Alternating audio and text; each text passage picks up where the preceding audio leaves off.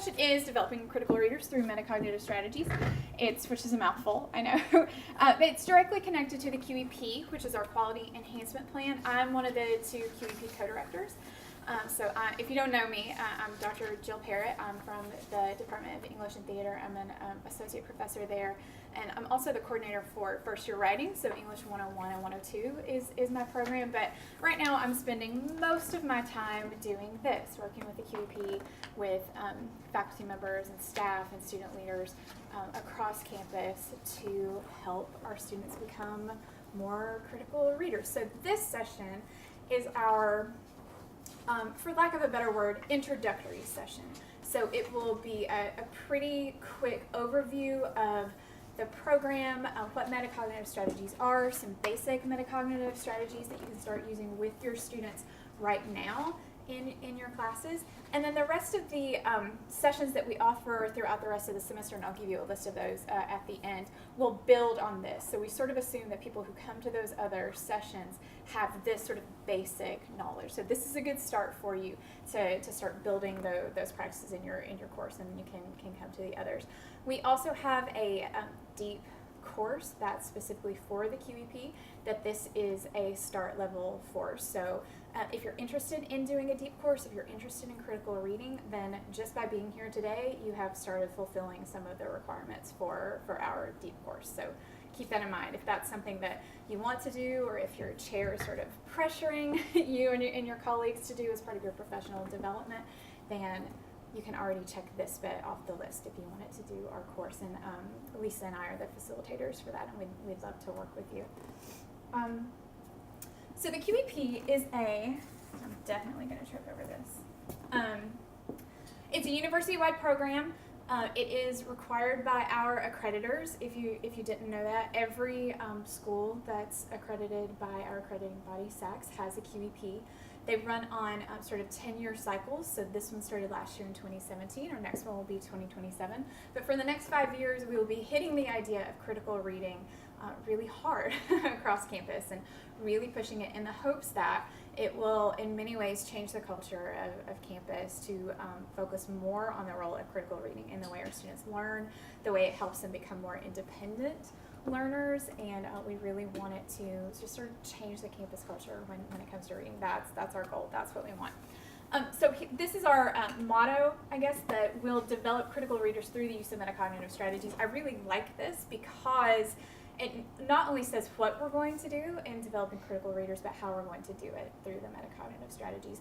So I think that gives us good focus. We're not just wandering around. We know what our goal is and how we're going to accomplish it.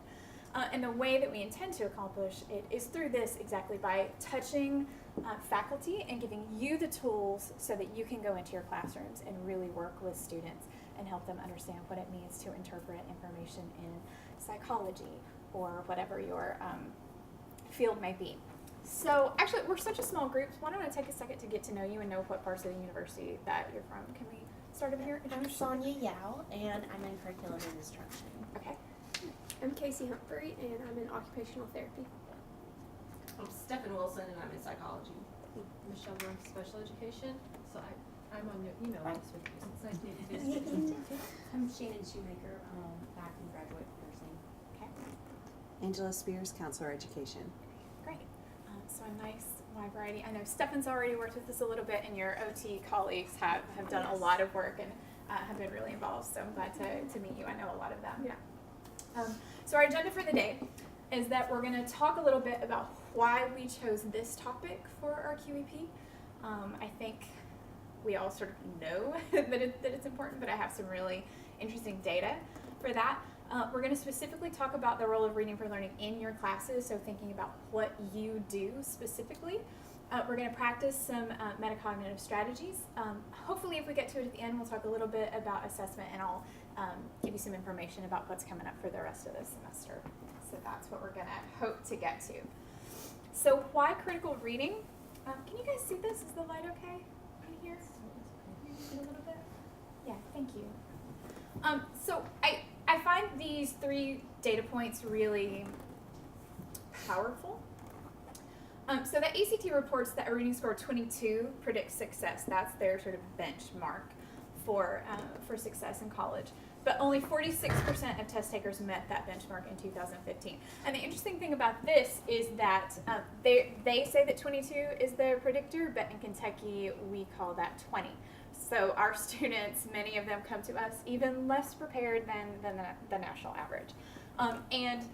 Not surprisingly, but sadly, that number is lower for those underrepresented populations. So 31% of Latinos and 19% of African Americans test as college ready. So when they come to us, specifically at EKU, but also nationally, when they start college, they're already underprepared for doing the critical reading task that we want them to do in our courses.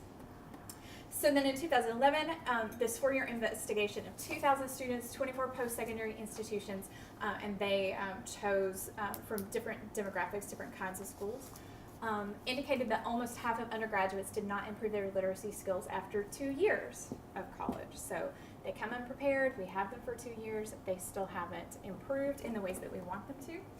And then finally, a Pew Charitable Trust study from 2006 found again that fewer than half of graduating college seniors scored at a proficient level on a test of prose and document literacy. So across the board, fewer than half come to us prepared, make any changes after 2 years, and then even when they graduate, so at those benchmark moments, we're not doing enough with them.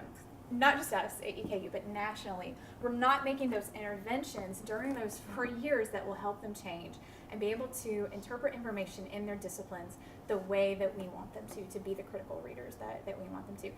So that's why we think in the QEP that this is so important, right? Because we know what works, right? Those metacognitive strategies are the data-proven research. All the critical research shows that metacognitive strategies are the thing, that's the ticket to help students change their habits of mind and to be able to read critically in the way we want them to. So this is a problem, but we have the answer, right? So I'm going to show you today some, like I said, some things that will help you intervene immediately. You can take it back to your class right now this semester. But first I want us to think a little bit about how you consider reading in your courses, what the role of reading is in your courses.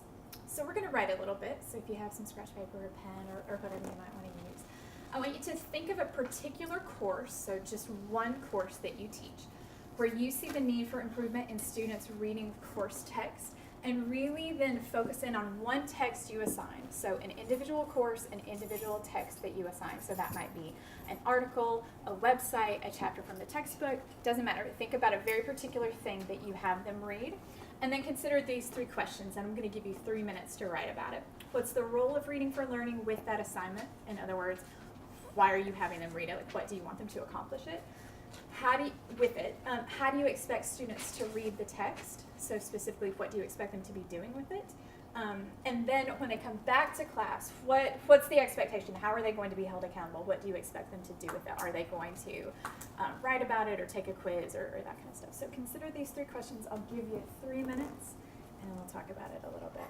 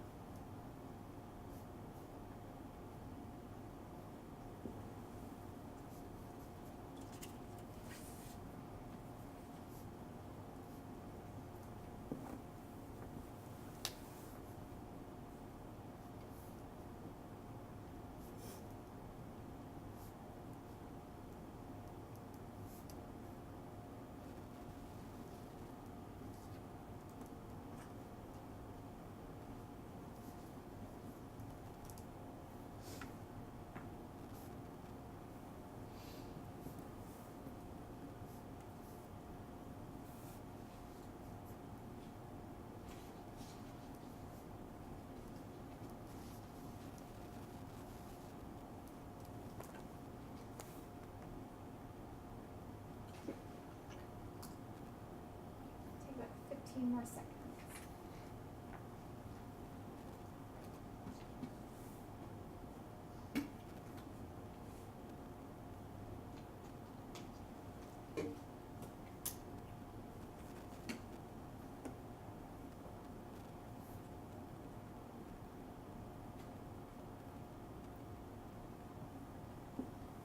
Okay, so in talking with people across campus and the reading that we've done, these are the most common answers that we see to this question, that instructors want students to be able to mine the text for information, so just sort of basically comprehend the important parts of it, to use the text as a reference, basic comprehension, to be able to critically analyze it, synthesize, be able to discuss in class, write about it. So do these seem pretty familiar to you, this intellectual work? Have we missed anything here that you wrote about? It might be synthesized text across courses, but generalized to different situations. So if they read about note writing, can they write about note writing in peds and adults? And Yeah. So that practical application, right, to be able to use it and in more than one context, right, outside of the classroom. Yeah, good. What else? I would add to that, in mine, I would also include, the ability to learn how to apply it to their decision making. Because in nursing, you're making decisions a lot, so it does go a lot. It goes back to the application piece.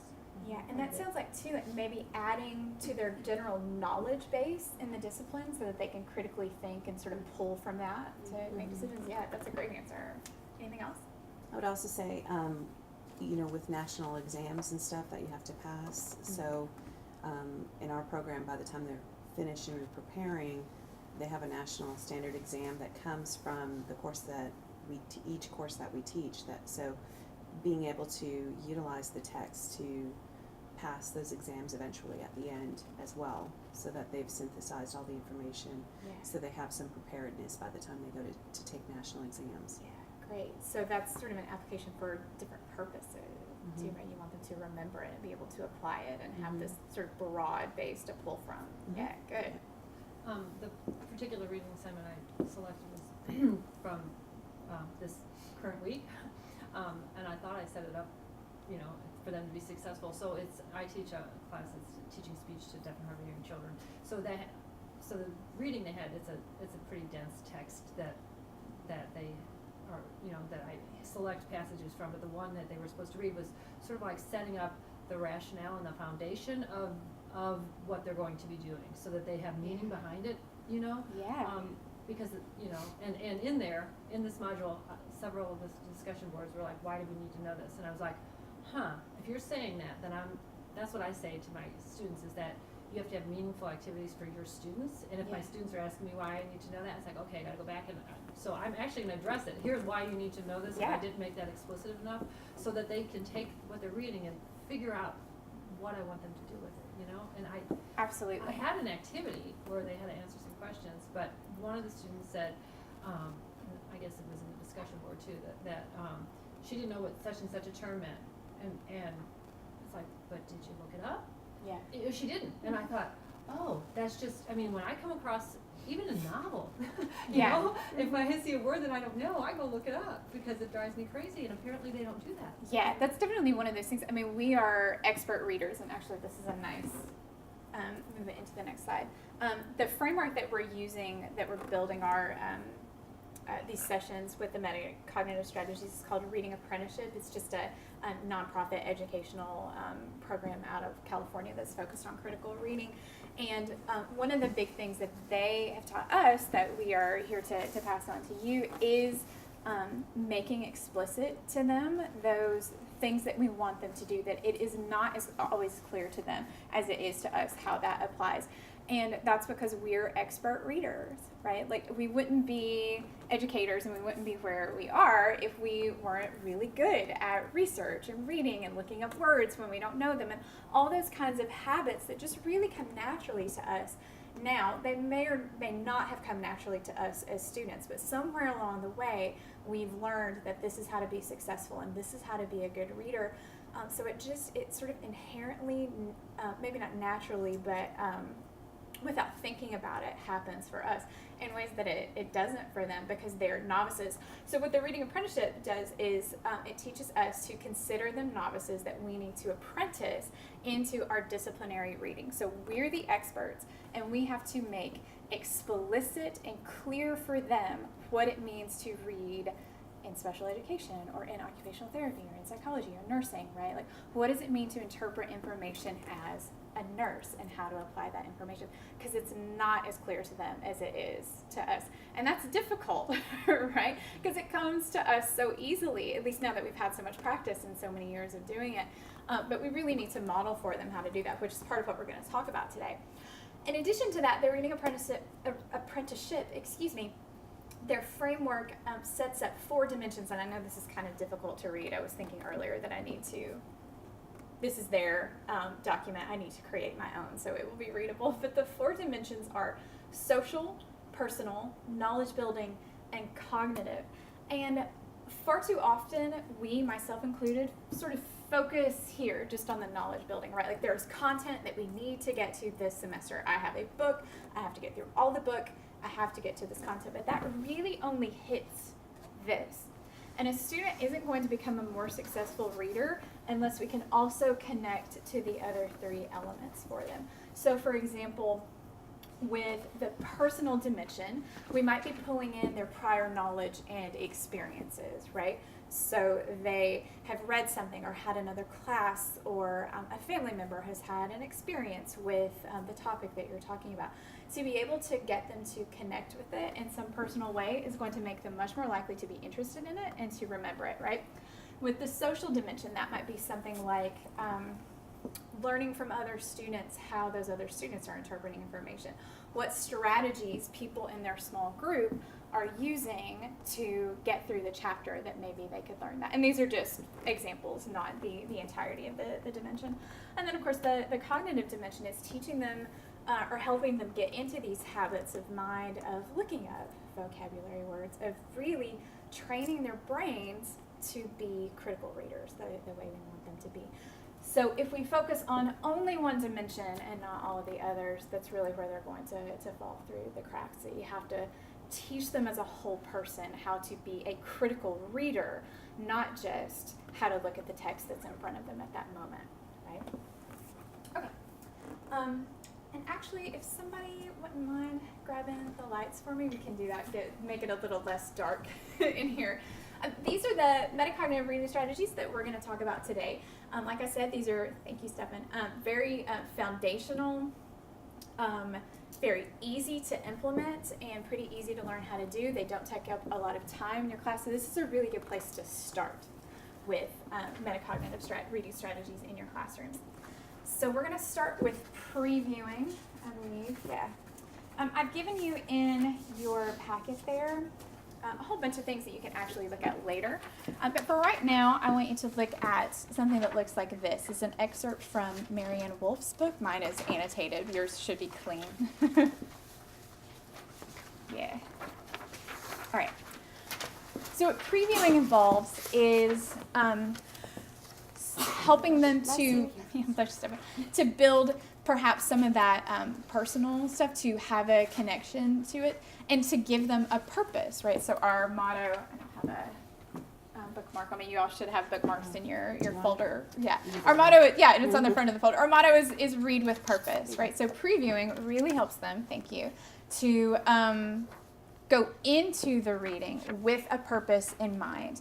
When you're reading more purposefully like that, you're much more likely to remember it, to know what questions to ask, to know what strategies to use, to be able to do metacognitive things like pause in the middle of the reading to ask a question. Have I understood what I just read? Could I summarize what I just read? What questions do I have about what I just read, right? We want our students doing that. So if we preview with them, they're much more likely to be set up to do those kinds of activities. And on your bookmark here, that first bit at the top is about previewing, right? So you can get them to start previewing materials on their own, to think about the title, predicting what it's going to be about, figuring out what the context is, maybe looking up words in the title if they don't know what it is.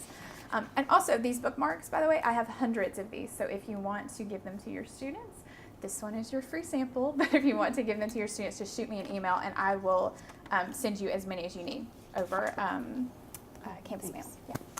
Yeah. So what I'm going to do for you is model how you might preview this with your students, right?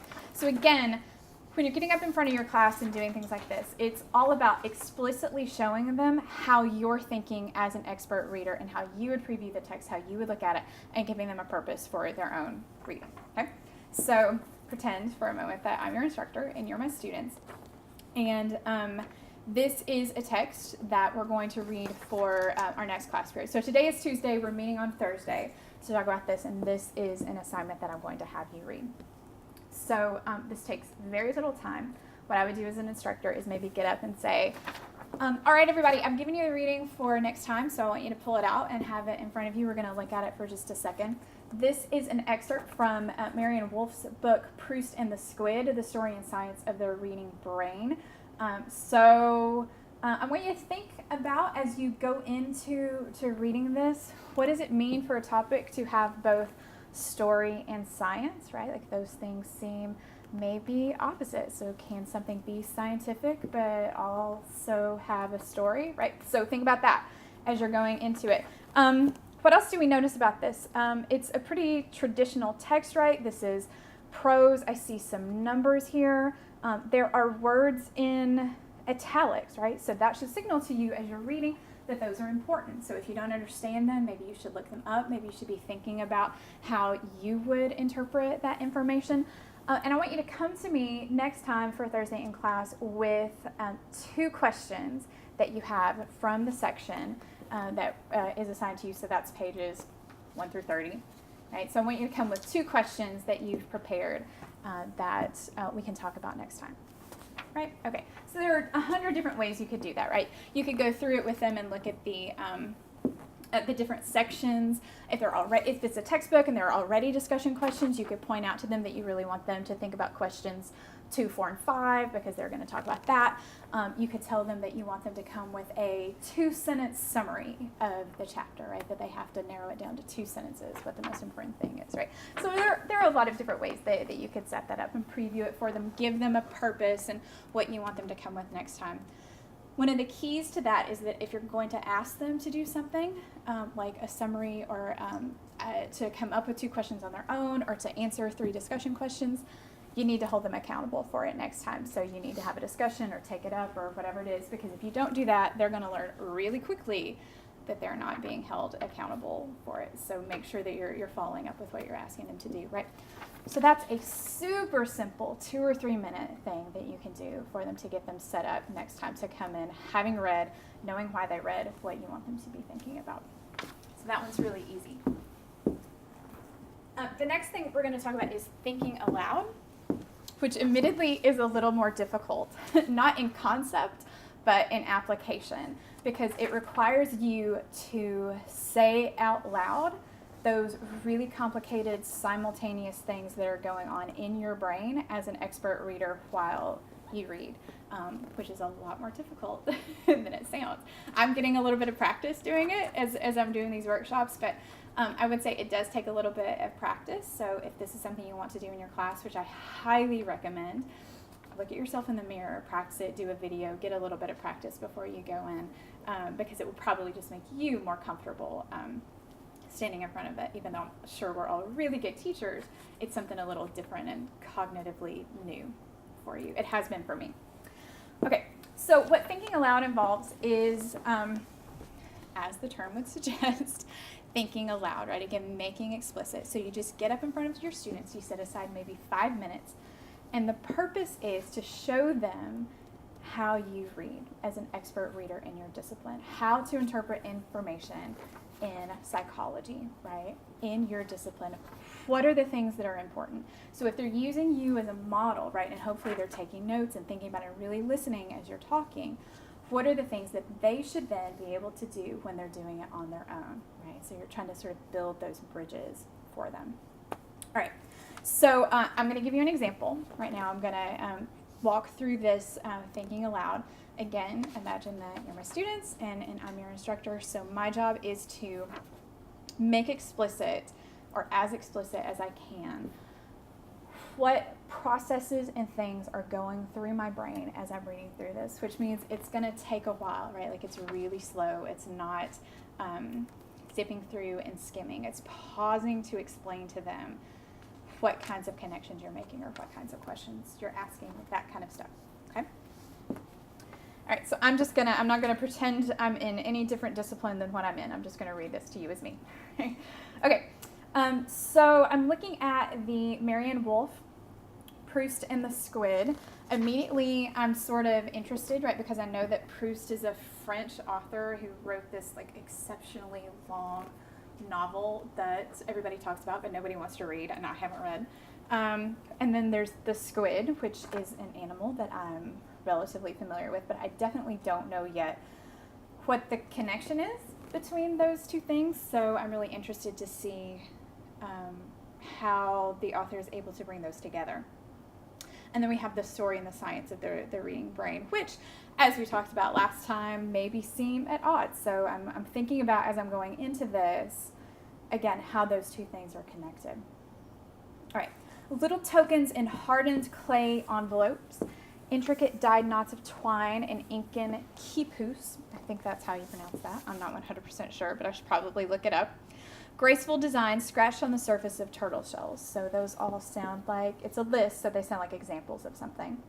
And I see that colon there, so that tells me that my answer should hopefully come after the colon. The origins of writing took wondrously various shapes and forms over the last 10,000 years. All right, so there's my answer. All of those different things, the tokens, the dyed knots, the design scratched on the surface of turtle shells, those are examples of the origins of writing. Okay, so that's interesting. Over the last 10,000 years. So now I'm thinking about the history of the last 10,000 years and what that involves. Cross-hatched lines on stones thought to be 77,000 years old were found recently under layers of earth in the Blomos, maybe, cave in South Africa, all right, and may prove to be still earlier signs of the first human efforts to read.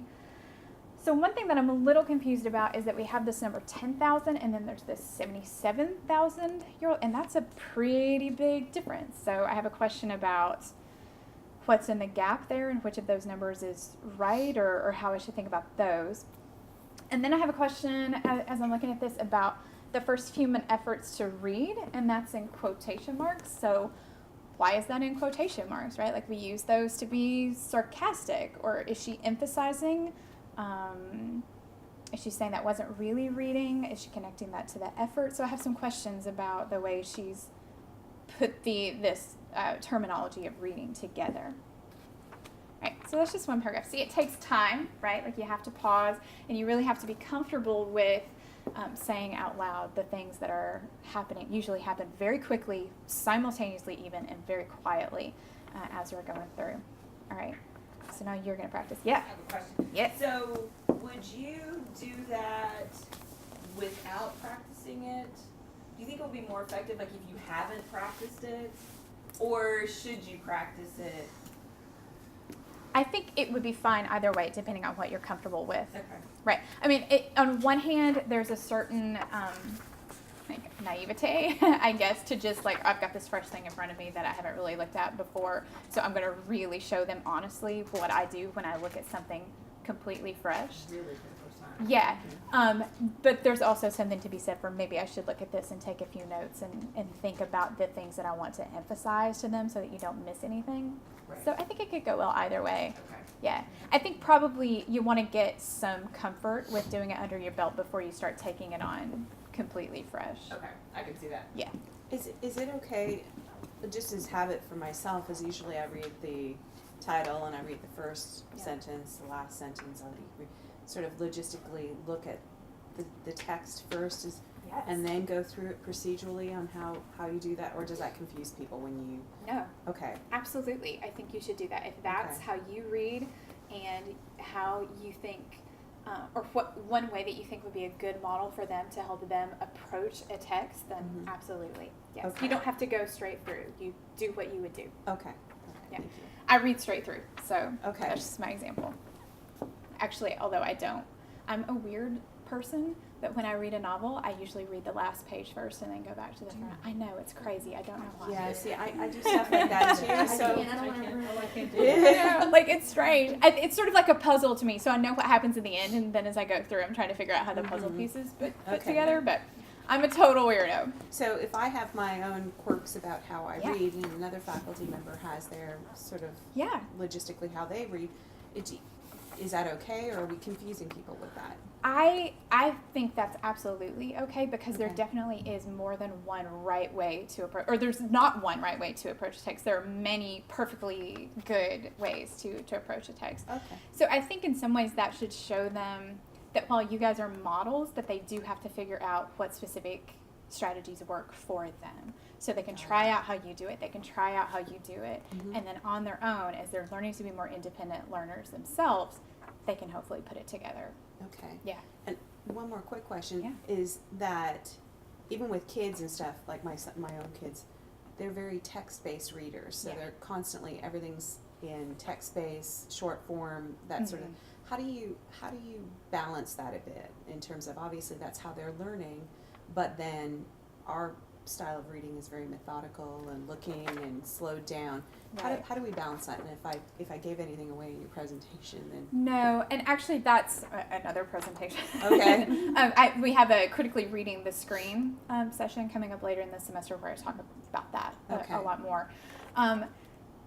I think the easiest answer to that is, for many reasons, that's why they find this type of text so difficult. Is because it is difficult, and it requires more sustained attention and focus and strategies that they may not necessarily have to use to read a tweet or a BuzzFeed listicle or something like Yeah. that. Do you know that that's a word? Listicle? That's a real thing. that's a new one. So that's, I think, in many ways why it's so important to show them, yeah, I know you can read. You're in college. Everybody's literate, right? Like, you can read. But we want you to read like this for these texts, right? Okay. That's the bridge for Okay. them. Thank you. One of the struggles I was going to say, I love where this is going, but one of the struggles that our students have is the fact that there's so much reading that when they, you know, if a concept about thinking out loud were to be discussed, while they're reading this one Yeah. little paragraph, they're thinking, I have 100 more pages to read in the next 2 hours. How can I Yeah. do this when I'm struggling with large amounts of content and I have to know all of it tomorrow? Well, the thing Yeah. is that if they learn these strategies, they're going to be more efficient readers, right? So, and it takes time, right? So it's not going to be this first day, but over the course of hopefully several semesters and in many classes, all of their gen eds, hopefully, eventually, and then they get to their disciplines. So, I mean, the goal would be that hopefully by the time they get to you, they're a little bit more skilled in their disciplines after I mean, we've they worked in still the gen struggle eds. Right. because of the large amount of content. That's what Right. makes But they them can all- read Yes. 100 pages and skim through it and not understand a word of it, all or the time. we can teach them how to be Right. more efficient and more effective readers, and even if they're going through it quickly, maybe they're going to be able to get a little bit more of it. And with the metacognition, what that adds in is, it's been my experience with students that they might read 100 pages and think that they understood it because they read it. But then when you get to ask them to apply it, they can't summarize it, they can't paraphrase it, they can't tell you what the important points were, the important vocabulary words, they have no idea how to use it, right? When we teach them these things, they're hopefully going to be better able to stop and go, wait a minute, I didn't understand that last 2 pages that I read, I need to go back to do that. So it might take a little more time, but they are going to know when they get to the end of that section what their questions are, what the important vocabulary is. They're going to be able to sort of self-regulate what they understood. Yeah. There's no quick way to read Right. quickly. There Right. just isn't. Like, Right. and they want that answer. They want us to be able to say, I can That's cover 100 right. pages in an hour. Well, That isn't- not well. Right, No, you right, can't. Like, right. that's not how our brains work. So, Right. I think this is the best we can do for that. Okay, thank you. So let's get a little bit of practice. I'm going to pair you guys up, and you two, and you two. And I'm going to give you about 2 minutes apiece, and I just want you to practice thinking aloud.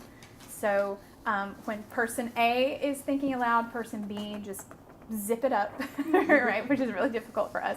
And then I'll tell you when to switch, and you can just pick up wherever the other person left off and do 2 minutes for the other. So it's just a matter of learning what it feels like to do this stuff out loud. All right, so if you want to just start where I left off there, wherever and however, I'll let you know when 2 minutes have passed and you can switch, okay?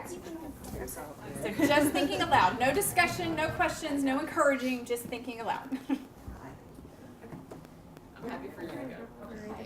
Reading never start. Okay, so this looks like we're going to talk about the process of reading, how reading happens, which is really interesting because I feel like reading's pretty complex. So it must have been a pretty long process, kind of numbers. It's happened over a long period of time.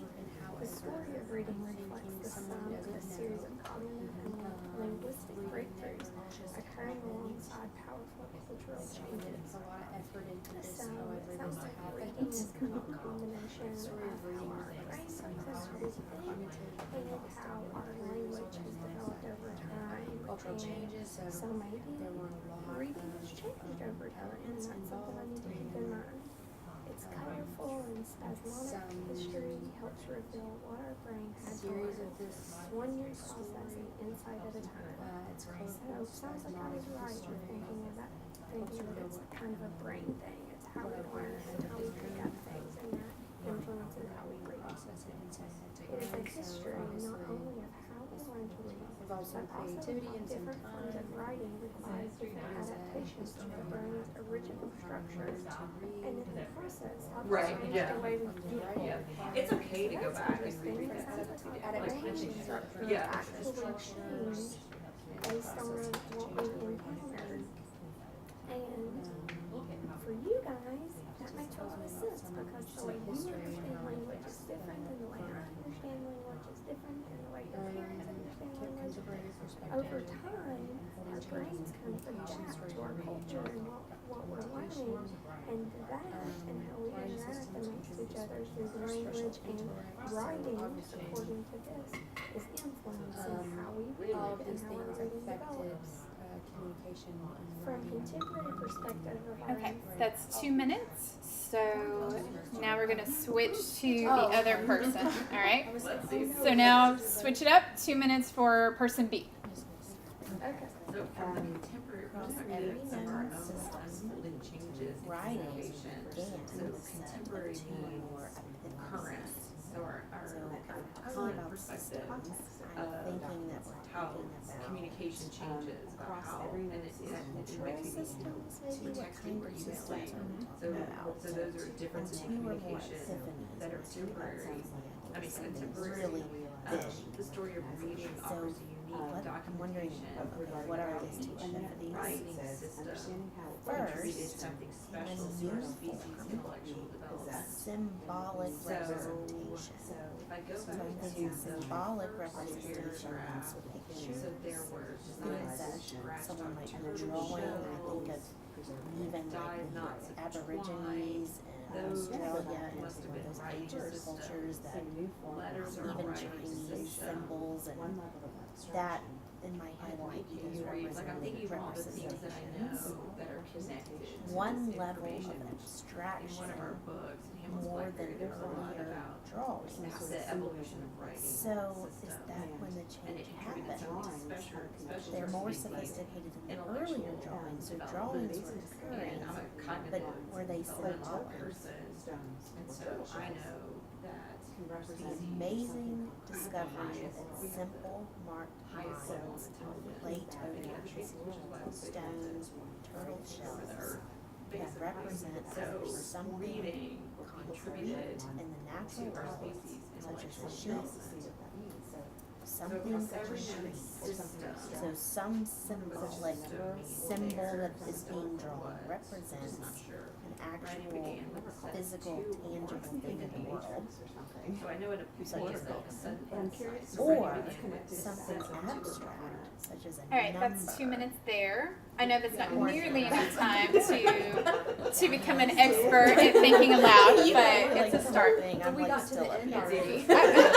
did make sure that happened. Yeah. It's all right. You don't have to get to Right. the end though. Yeah, so probably reading it before you All right.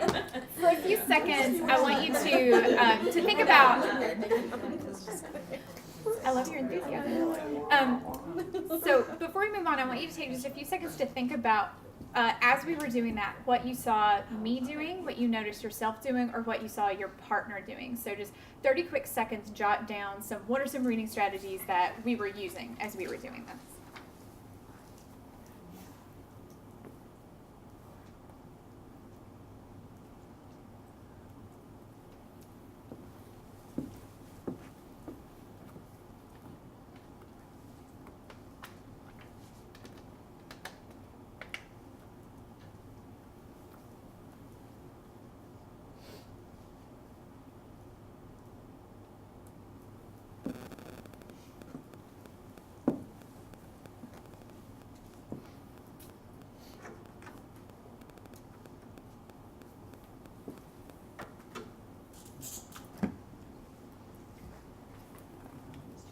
Okay, so what are some answers? What did we do to help us make sense of this text?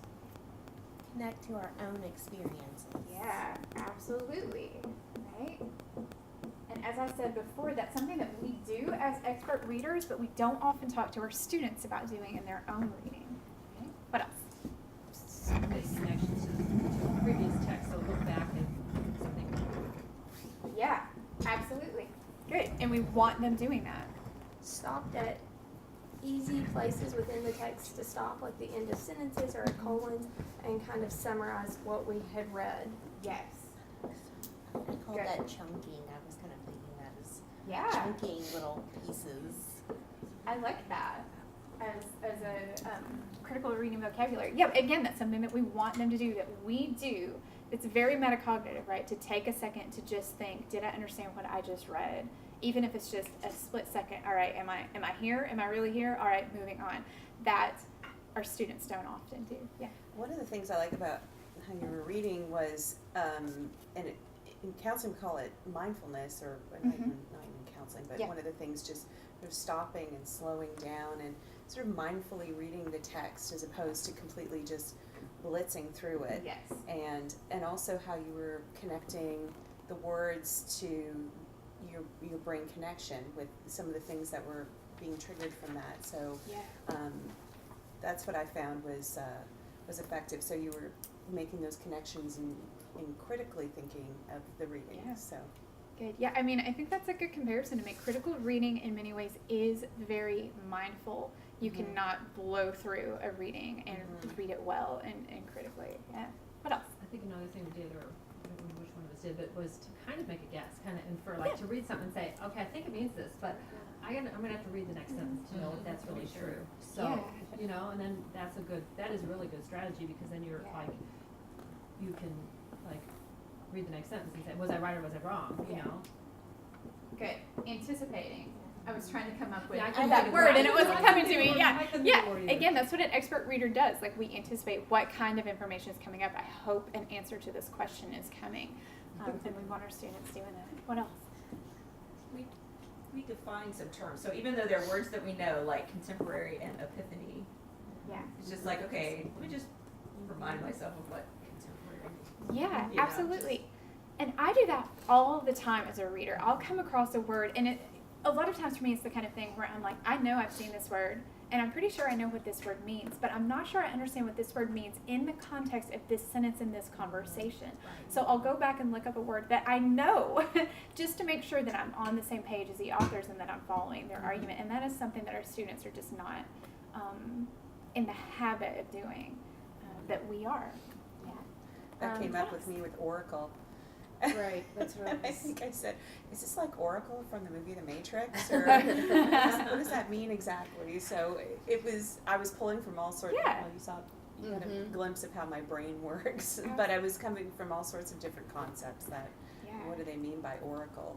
Yeah. Like what you just said, right? It's a glimpse into how our brain works for them. Like, if we want them to be, if you're a good nurse and you want them to be a good nurse and read like a good nurse, give them a glimpse into the brain of a good nurse, so that's how they think about things. Absolutely, that's a great way to think about it. I know I ask questions as I go. That's something that I do a lot of. I'll just stop and think like, what does that mean? How is that connected to this, right? Anything else?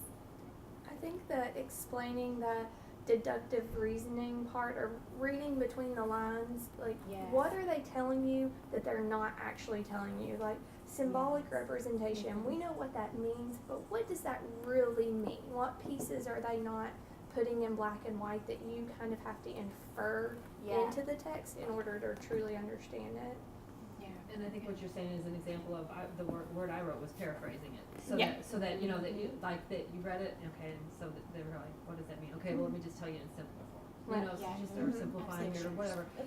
Not that there's nothing wrong with that, but just it's really important. So I think it makes it less intimidating. It's like, okay, that's exactly what I have to do with this text and what I have them on Wednesday. I'm gonna. But I also found that I think you would have to have read it ahead of time. I found myself not really comprehending it because I was so involved in trying to think about what I was saying. It's the double layer. Yeah. Right. And so I was thinking, I would love to be able to show my students how to approach this text, but I really have to read that little passage a number of times so I can That's a good point. get the meaning out of it, right? Yeah. So it's not just about the strategies, it's about at the end coming away with some comprehension. That's where, to build off of that though too, I can appreciate what you're saying because I kept thinking, okay, we have 2 minutes. And that's when I was talking about our students. I have 10 hours and I've got to know all of the, you know what I mean? There's some time factor, you know what I mean, that I think about as well and trying to make sure that they understand it. But for me, it was like, okay, I have 2 minutes. I need to hurry up and process. Yeah. You know what I mean? I think that is definitely a challenge. And that's a good, something I want to make sure that we talk about with this is it's good for students to see us approach a difficult text and work through that difficulty or to see a challenge in it and show them the strategies that we use to overcome that challenge.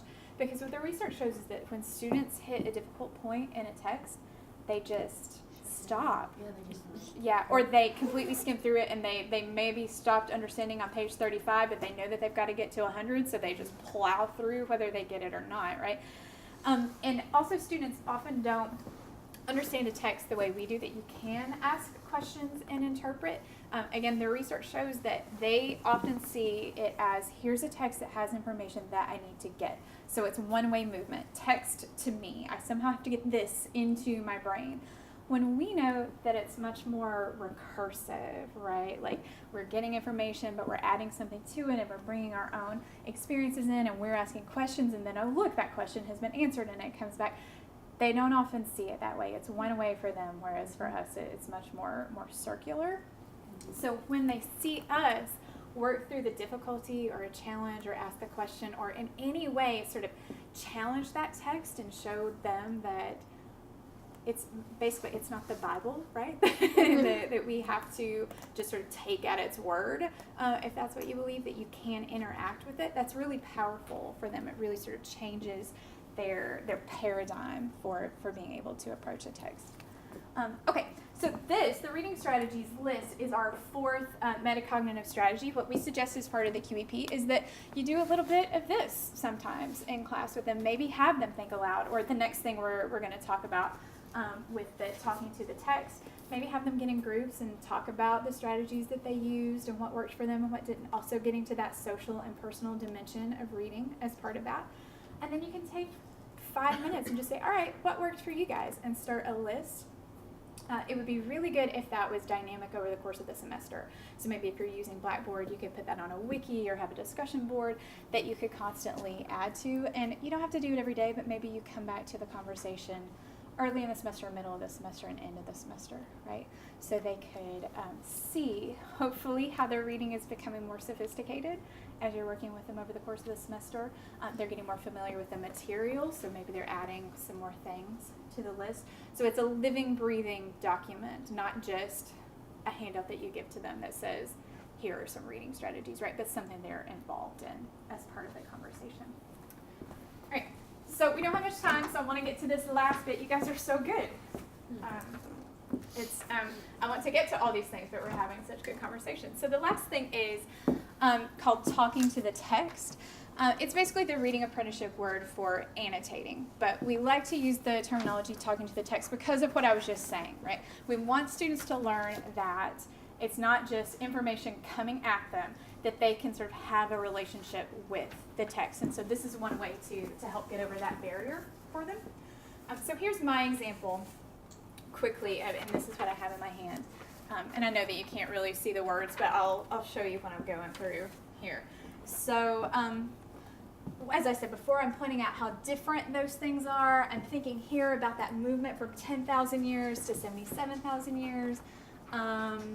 I've put a star beside what I think the main point is.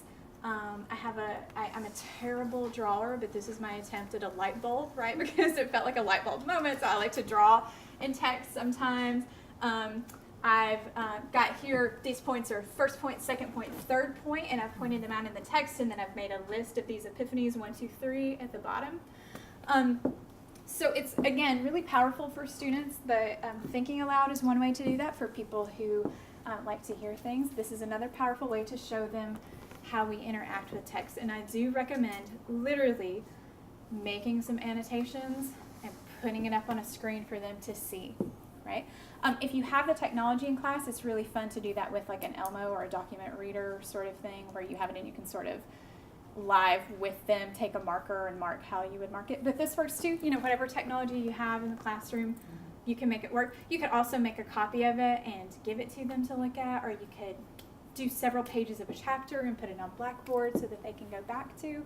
Again, the overarching point of all of this is just to make explicit for them, to show them and to model what it means to sit down with a pen and talk to the text as you're reading the way we often do.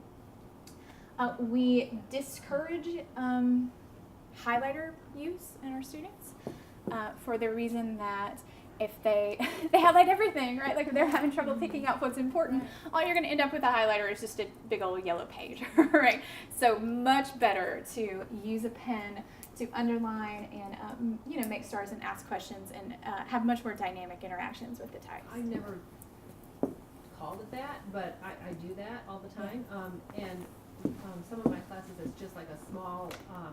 I made all my classes for the grad school, so in eCampus. So I just pull from lots of different materials, and every once in a while you do like a small, like a PDF chapter or whatever. Yeah. And so they see those. Great. That's I've done that to my text, since there's nothing else I can do but Yeah. put it up there, So I'm like, well, I'm giving them Yeah. clues because I've underlined the 3 main points or this and that. Absolutely. But I'm thinking, I hope that helps them when they read, and I've never really thought about being explicit and saying, pay attention to what I've done there, to tell them like why I've done that. Absolutely. I think that's the only thing that's missing, right? You've done it, you've put it up there, you're showing them. So take 2-3 minutes to say, look at what I did here, right? Is this the kind of stuff that you're doing? You could also have them do annotations on their own, make a copy and turn it in as part of an assignment, or just take a picture and send it to you. Like they don't have to spend their money copying whatever works for you and the way your course works. Not to police them so much as to just check them and give them. It's another way of holding them accountable. Well, and to see if they're picking out the right stuff, right? Yeah. I mean, they might be like you said, highlighting. I've seen kids do that. It's like a whole book. Absolutely. So if the whole class has missed what I think is the main point, right. That's a clear sign to you that you need to go back and go over that with them. Not just the content, but also help them pick out the main point in the text, right?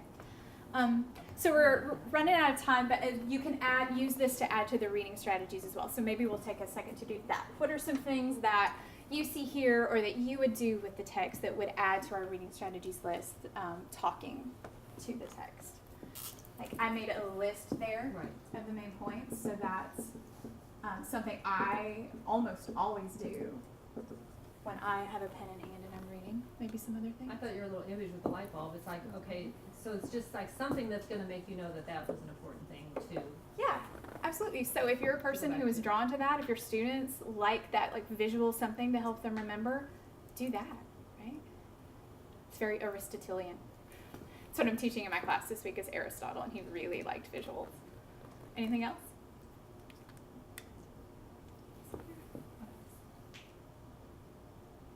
This is it's a list, but also we were talking earlier about paraphrasing. Did I put that on here? Summarizing, but paraphrasing, asking them maybe after every paragraph to stop and write a 3-word paraphrase for every paragraph, right? So there are different things that you can do. I've recently switched over to a different text called Revel. I don't know if anybody's using that yet. With Pearson, and it's kind of cool what they have the textbook doing. It's digital, and some students love digital, some students don't. The bonus is that if they want a hard copy, they can write or request it, and for $20 they'll send a hard copy. Yeah. Long story short is that it has hot links and everything in it where the student can actually see a video to explain and everything. So far so good. This is the first time I've ever trialed it, but it seems to be working pretty effectively. And so I've kind of had to switch over text because they were not doing the methodical, mindful reading of things. So this way they can actually explain. But one of the things that it does do is it has flip cards, and it does all that as well in the Blackboard. I'm hoping to do that over in my other course, but that's just a strategy in terms of that. I've kind of switched over to textbooks to have them a little bit more interactive. Yeah. Because if they're interactive, they're going to be more interested. That's more ways for you to hold them accountable. And many of those activities are teaching them similar kinds of things, right? So if it's there, of course, we want you reinforcing that as often as possible. But yeah, that's a great way to do it. So we're running out of time. I just want to sum up a few things. Of course, we would want you doing this not every class period, but over the course of the semester, right? Like, they need to be reinforced. You can't just think aloud one time and think, oh, they've got it, right? Because they're not going to have it, right? It has to be continually reinforced. Hopefully, they will be getting this in other classes as well and being able to transfer for that. The more people who come to these sessions, we hope the more they're going to be getting that. We do recommend keeping their reading strategies list going. We also recommend, in addition to your showing them what you do, having them start to do these things and talk with one another, as I said earlier, so that's really powerful for them. It doesn't take a lot of time to do a quick pair and look at, pair up and show your partner the annotations that you did for page 97, right? And then come up in your pair with one thing that really worked for you, and then everybody really quickly shares what worked for them, and you can add it in. So it should be participatory, it should be habitual, and they do need to be held accountable for it, not because we think they're going to skip, but because it allows us to see how they're doing so we can adjust and be able to get them in the places that they need, make sure they're getting that main point. Okay, so I've run out of time. This is our rubric if you want to talk about assessment and ways that programmatically or in your course you can use this rubric to assess how well your students are reading. And we have the 4 levels, of course, moving up from comprehension to analysis, synthesis, and evaluation.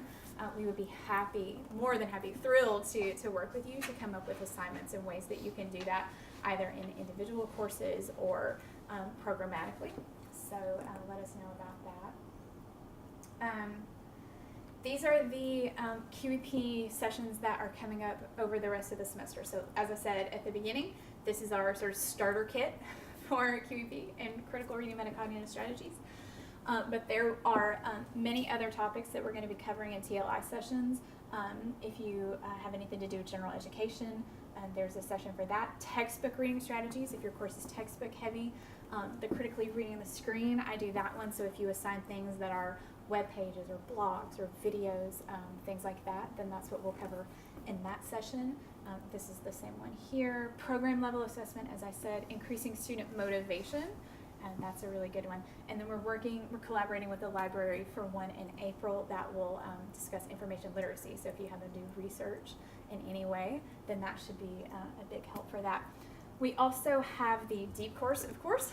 This is Deep Week. I told you that earlier. So that's going, lots of good information there. And this, starting this semester, we're doing a professional learning community in critical reading. So if you're interested, you want to meet more people across campus who are interested in critical reading, Lisa and I will be leading that. We have about 8 people signed up right now, so we have room for a few more. And the goal of that at the end would be that you'd come away with an assignment or a research project or something of that nature to use to assess critical reading in your courses. So if you're interested in that, we would love to have you. We're going to get started here in the next couple of weeks. Free books and materials and fun people already signed up, so let me know and I'll get you the information for that. But thank you so much for coming today. You were a great group.